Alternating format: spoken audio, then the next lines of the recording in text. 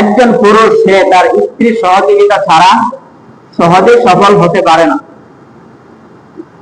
হতে পারে কি অসম্ভব। স্ত্রীর সহযোগিতা ছাড়া একজন পুরুষ সফলতা অর্জন করাটা অসম্ভব। দিনী লাইন দুনিয়াবি লাইন কোন লাইনেই তার জন্য পরিপূর্ণ হওয়া সম্ভব না। কারণ একজন পুরুষ সে ব্যবসায় লস করে ভেঙে পড়বে, আত্মীয় স্বজন তার থেকে আস্তে আস্তে দূরে সরে যাবে।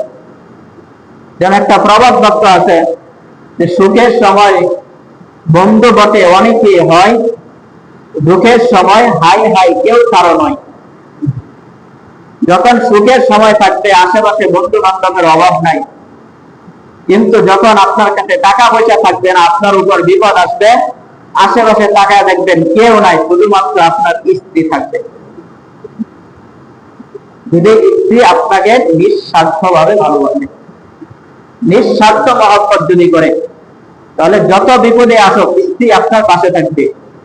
আল্লাহ রাসূল সাল্লাল্লাহু আলাইহি ওয়াসাল্লাম যখন প্রথম ওহী নাযিল হলো, প্রথম জিবরাইল আলাইহিস সালাতু ওয়াস সালামকে দেখলেন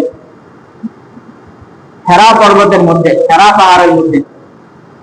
দেখার পরে আল্লাহ রাসূল সাল্লাল্লাহু আলাইহি ওয়াসাল্লাম ভয়ে কাঁপতে লাগলেন, শরীরে জ্বর চলে আসে, কাঁপতে কাঁপতে দৌড়ে আসলেন খাদিজা রাদিয়াল্লাহু তাআলা আনহার কাছে।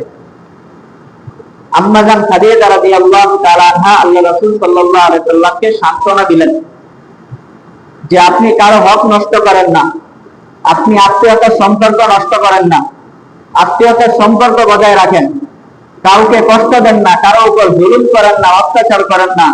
আল্লাহ তাআলা আপনাকে কোনো সময় পথভ্রষ্ট করবে না, বিপদগামী করবে না। আপনি ধৈর্য ধরেন, আপনার জন্য এটা হয়তো সুসংবাদ।